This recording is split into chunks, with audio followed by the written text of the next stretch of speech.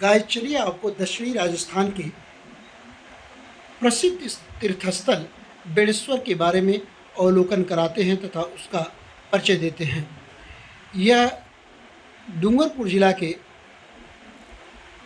सुदूर दक्षिणी क्षेत्र में स्थित है। यह एक नदी डेल्टा पर स्थित है जो माही, जाखम व सोम नदी द्वारा इस डेल्टा का निर्माण किया गया है।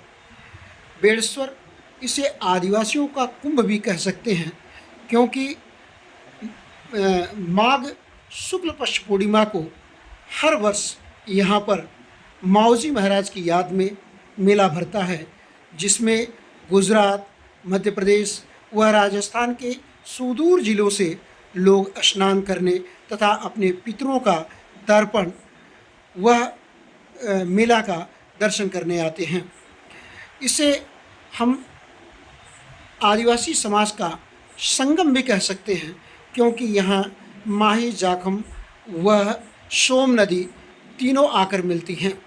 यह भौगोलिक रूप से इतना समृद्ध क्षेत्र है और इतना मनोहारी है कि इसकी चारों तरफ समतल मैदान, पहाड़ियाँ व नदियों का संकेंद्रण है, जो वर्ष भर ये पानी से भरी रहती हैं। बेणेश्वर मूलतः माऊजी महाराज की तपोस्थली रही है। आज के 300 वर्ष पूर्व बेणेश्वर नामक प्रसिद्ध स्थल पर ही माऊजी महाराज अपनी तपस्या करते थे और उन्हीं की याद में माँ शुक्ल पूर्णिमा को यहाँ मेला भरता है।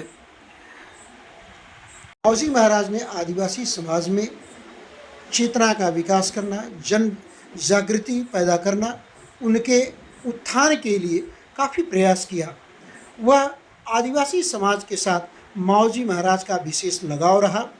उन्होंने भविष्यकालीन घटनाओं के परिप्रेक्ष्य में अपने चौपड़ों का निर्माण किया था और उन्होंने पूर्व की घटनाओं का आज के 300 वर्ष पहले ही अनुमान कर लिया था और उनकी भविष्यवाणियाँ आज भी जो है काफ़ी विख्यात है और उस पे लोगों का विश्वास कायम है। गाइस, जिस मंदिर को आप देख रहे हैं यह बेणेश्वर का हरि मंदिर है, जो बहुत ही सुंदर है। कई वर्षों के चले सतत निर्माण के बाद ये मंदिर का काम पूर्ण हो गया है। ये बड़ा ही सुंदर भगवान श्री हरि का मंदिर है। इसके अलावा बेणेश्वर में भगवान शिव का एक स्वयंभू मंदिर है, जो यहाँ के लोगों में काफ़ी विख्यात है तथा दूर दूर से लोग यहाँ इस मंदिर का दर्शन करने के लिए आते हैं। यह मंदिर लाल पत्थरों से बनाई गई है। यहाँ हरि मंदिर की मूर्तियाँ बहुत ही प्राचीन हैं और इसी रूप में जो है यह आज भी विराजमान है। यह मंदिर से सटे भगवान शिव का एक स्वयंभू मंदिर है, जो मूलतः शिव मंदिर के कारण ही जो है यहाँ लोग माघ शुक्ल पक्ष पूर्णिमा का मेला भरता है, जिसमें इन संगम स्थल पे स्नान करके लोग भगवान शिव का दर्शन करते हैं, क्योंकि भगवान शिव की यह जो लिंग है वो स्वयंभू है, स्वतः प्रकट हुई है। बताया जाता है कि डूंगरपुर के राजा राव साहब के सहयोग से इस शिव मंदिर का निर्माण किया गया था, लेकिन वर्तमान समय में इस शिव मंदिर को जो है पूरा इसका नए तरीके से निर्माण किया जा रहा है, जो आने वाले कुछ वर्षों में एक भव्य मंदिर के रूप में आपको दिखाई देगा। यह जिस मंदिर का आप दर्शन कर रहे हैं यह बेणेश्वर का हरि मंदिर है, जो भगवान नारायण को समर्पित है। कृष्ण की बाल्यावस्था की मूर्ति यहाँ विराजमान है। हरि नारायण का मूर्ति यहाँ विराजमान है। इन्हीं कारणों से जो है इस जगह का एक विशेष धार्मिक महत्व है और यहाँ दूर दूर से लोग भगवान हरि नारायण व शिव का दर्शन करने के लिए आते रहते हैं। ये जिस मंदिर को आप देख रहे हैं ये शिव जी का मंदिर था, जिसके जीर्णोद्धार के रूप में एक नए मंदिर का निर्माण किया जा रहा है। यह जो दृश्य आप देख रहे हैं गाइस शिव मंदिर से लिया गया है, जो बेड़ेश्वर के अगल बगल के नदियों के और उससे सटे हुए क्षेत्रों का दर्शन आपको करा रहा हूँ। बेड़ेश्वर डूंगरपुर और बांसवाड़ा के सीमांत क्षेत्र में स्थित है, क्योंकि ठीक बेड़ेश्वर के बाद जो है बांसवाड़ा ज़िले की शुरुआत हो जाती है। मेरे ख्याल से यहाँ से बांसवाड़ा की दूरी कोई 65 से 70 किलोमीटर या होगा। अगर आप उदयपुर से बेड़ेश्वर आना चाहते हैं तो 80 किलोमीटर की दूरी होगी, 80 से लेकर 85 किलोमीटर की दूरी होगी। आप माघ के शुक्ल पक्ष पूर्णिमा को अगर आप आते हैं तो यहाँ पे भव्य मेला का दर्शन होगा। यहाँ अगल बगल बड़ा ही मनोहारी दृश्य है। साथ ही यहाँ से आप माता त्रिपुरा सुंदरी जो बांसवाड़ा जिला में स्थित है, जो एक शक्तिपीठ है माता जी का, वहाँ भी आप जाके दर्शन कर सकते हैं। कोई बेड़ेश्वर से माता त्रिपुरा सुंदरी की दूरी कोई ज़्यादा नहीं है और आप अगर डूंगरपुर ज़िला यहाँ से जाना चाहें तो बेड़ेश्वर से डूंगरपुर की दूरी कोई 50 से लेकर 55 किलोमीटर की होगी। यह अपने आप अगल बगल के सुंदर व रमणीक जगहों के बीचों बीच स्थित है।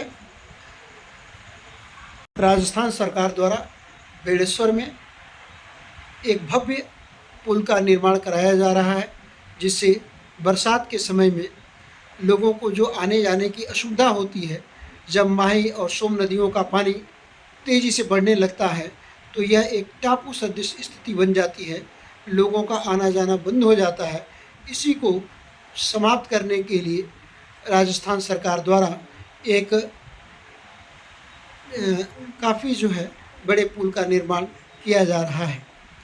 यह जो आप जल का प्रवाह देख रहे हैं ये माही और सोम नदी का जल है, जो यहाँ से होते हुए बांसवाड़ा जिला के लिए जा रहा है।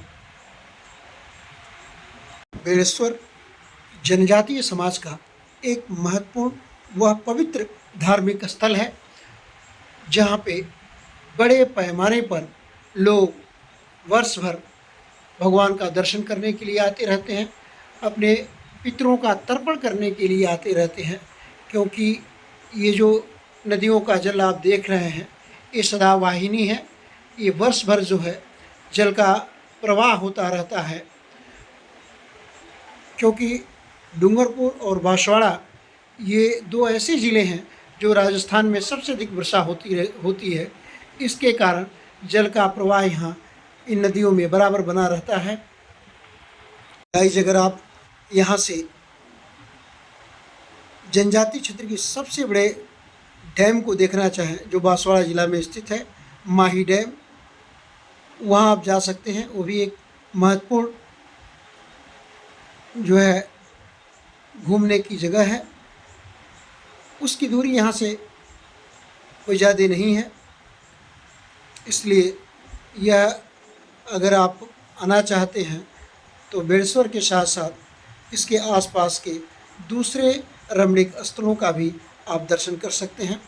यहाँ आने के लिए सबसे अच्छा मौसम अक्टूबर से लेकर फरवरी मार्च तक का रहता है।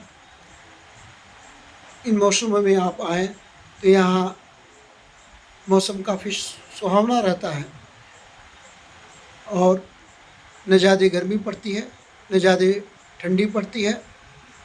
यहाँ से जनजातीय क्षेत्र का माही डैम के बाद जो दूसरा सबसे बड़ा डैम है वो है सोन कमला अम्बा डैम, जो आसपुर कस्बे के पास स्थित है। बेड़ेश्वर से उसकी दूरी महज 15 से 20 किलोमीटर की होगी। अगर आप आते हैं तो ये सोन कमला अम्बा डैम, जो विशेषकर सोम नदी पे बनाई गई है, जो डूंगरपुर बांसवाड़ा जनजाति क्षेत्र की दूसरी सबसे बड़ी डैम है, उसका भी अवलोकन कर सकते हैं। इसके संदर्भ में मैंने अलग से एक वीडियो बनाई है, जिसको आप मेरे चैनल पर देख सकते हैं।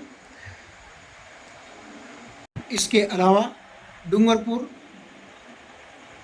जो यहाँ से महज 55 से 60 किलोमीटर की दूरी पर है, वहाँ डूंगरपुर का राजा का किला देख सकते हैं। इसके साथ ही उदयपुर जो है दुनिया के महत्वपूर्ण व कुछ विशेष पर्यटक स्थलों में से एक माना जाता है। अगर आप एक पैकेज बना के आए तो बेड़ेश्वर, बांसवाड़ा और उदयपुर की रमणीक स्थलों का दर्शन जो है एक साथ कर सकते हैं। यहाँ अच्छे से अच्छे होटलों की उपस्थिति भी है, जिसमें आपको ठहरने की अच्छी सुविधाएं उपलब्ध हैं। इसलिए मैं गाइस आपसे निवेदन करूँगा कि आप इस धार्मिक स्थल का दर्शन करिए। ये जीवन के एक यादगार लम्हे बनेंगे। गाइस, मेरा ये वीडियो बनाने का उद्देश्य है इन धार्मिक स्थलों, इन प्राकृतिक दृश्यों, जो इसका आपको अवलोकन कराऊं, इनका परिचय कराऊं, साथ ही आपका प्यार व लगाव बढ़ाना चाहता हूं।